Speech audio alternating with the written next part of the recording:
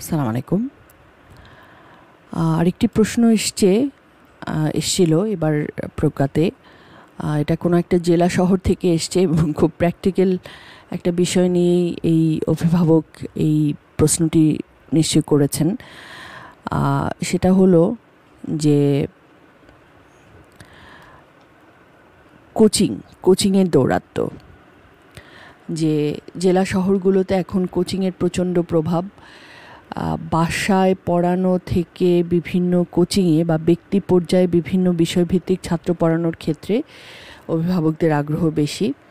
এক্ষেত্রে সাবজেক্ট ভিত্তিতে 25 থেকে 30,000 টাকা কোচিং শুরুর সময় পরিশোধ করতে হয়, এবং দেখা যায় যে একজন ছাত্র বাংলা, ইংরেজি, অঙ্ক, রসায়ন, পদার্থ সহ আরও বিষয় পড়তে গেলে কমপক্ষে 1.5 লক্ষ টাকা বাজেট রাখতে হয় অভিভাবককে। এবং কোনো কোচিং সেটা তারা নাকি ছাত্রছাত্রীদের ভর্তির জন্যে মায়েদের এজেন্ট নিয়োগ করেন, এবং 5-10 জন ছাত্রছাত্রী এনে দিতে পারলে ওই মায়ের সন্তানের কোচিংয়ের আর খরচ দিতে হয় না। তো এবং দেখা যায় যে অধিকাংশ ছাত্রছাত্রী রাত জেগে পড়ার অভ্যাস করে তুলছে। রাত জাগার কারণে অতিরিক্ত খাবার গ্রহণ হচ্ছে রাতের বেলা, এবং দেরিতে ঘুম থেকে ওঠার অভ্যাস হচ্ছে, এবং রাত জেগে পড়ার সময় মা বাবাকে জেগে থাকতে হচ্ছে। এবং সবচেয়ে যেটা হচ্ছে যে অ্যাসাইনমেন্ট, পরীক্ষা, কোচিং, প্রাইভেট পড়ার অজুহাতে অভিভাবকরা তাদের সন্তানদের সাদাকায়ন বা প্রজ্ঞা বা অজেয় তারুণ্য বা ওই সেবার যে কাজগুলো আছে কোয়ান্টামের, সেগুলোতে অংশগ্রহণের জন্য বাধা সৃষ্টি করছেন এবং বলছেন যে এগুলোর দরকার নাই, তার চেয়ে কোচিং করো। আসলে এই যে এই প্রবণতাটি নিয়ে এই অভিভাবক চিঠি লিখেছেন। তো গুরুজি এটার উত্তরে যেটা বলেছেন যে আসলে এই যে অস্থিরতা বা এই যে প্রক্রিয়া, এটার নেট রেজাল্ট কি? সন্তান যদি ভালো মানুষের গুণ অর্জন না করে, সে যদি জুয়ারু হয়, সে যদি মদারু হয়, তাহলে কী লাভ? এবং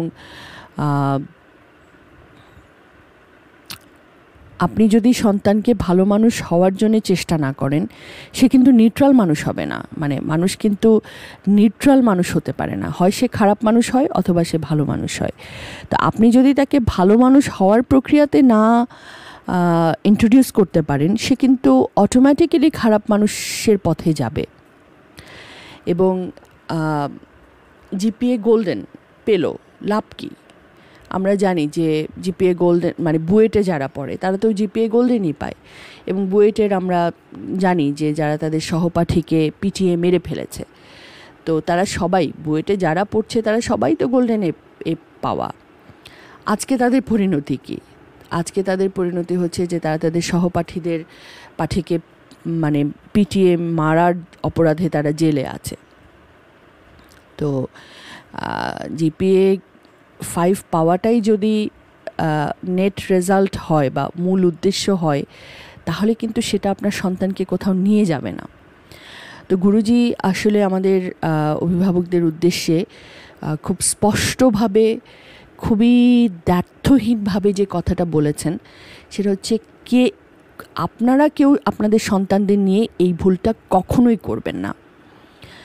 সন্তানকে লেখাপড়ার জন্যে তাকে উৎসাহ দিচ্ছেন, তাকে জিপিএ 5 পাওয়ার জন্য উৎসাহ দিচ্ছেন, তাতে কোনো দোষ নেই, কিন্তু তাকে ভালো মানুষ হওয়ার সুযোগ থেকে বঞ্চিত করবেন না। তাকে সাদাকায়নে আসতে নিরুৎসাহিত করবেন না, তাকে প্রজ্ঞা, অজেয় তারুণ্যতে আসতে নিরুৎসাহিত করবে না। প্রজ্ঞায় আসলে কি হবে, সাদাকায়নে আসলে কি হবে? তার রেজাল্ট কখনোই খারাপ হবে না, সে ভালো করবে, সে মানুষের দোয়া নিয়ে যাবে। আর একজন মানুষ তো 24 ঘন্টা তো পড়ে না, মানুষ সারাক্ষণ তো সে পড়ে না। আপনার বাচ্চাকে আপনি যে বাসায় রেখেছেন, সে কি সারাক্ষণ পড়ে? রাত জেগে আছে, সে কি করছে? সে অনেক অন্য কিছুতে ঘোরাফেরা করছে। কিন্তু আপনি যদি তাকে সাদাকায়নে নিয়ে আসতেন, তার অন্যদিকে ঘোরাফেরার তার মনটা ফ্রেশ হয়ে যেত, তার একটু রিক্রিয়েশন হয়ে যেত। আর মানুষের সাথে যখন মানুষের দেখা হয়, সেটা কিন্তু অবচেতনভাবে তার জন্য খুব কমফোর্টেবল হয়, তার জন্য খুব রিল্যাক্সিং হয়। তখন সে আসলে তার অন্য কোনো বিনোদনের মানে ডিজিটাল বিনোদনের কোনো প্রয়োজন হয় না, স্মার্টফোন বিনোদনের কোনো প্রয়োজন হয় না। তো এই ভুলটা কেউ করবেন না। এবং গুরুজি আমাদের উদাহরণ দিয়ে বলেছেন যে মেধাবী ছাত্র বা ছাত্রী তারা কোয়ান্টামের প্রোগ্রামও করেছে, আবার তারা ভালো রেজাল্টও করেছে। কোয়ান্টামের প্রোগ্রামের আসার সাথে ভালো রেজাল্ট করার কোনো দ্বন্দ্ব নেই। এটা অভিভাবকদের খুব স্পষ্টভাবেই আসলে মনে রাখা উচিত। তো আমার মনে হয় যে এ থেকে অন্তত আমাদের অভিভাবকরা তাদের করণীয় কী সেটা বুঝতে পারছেন। ধন্যবাদ।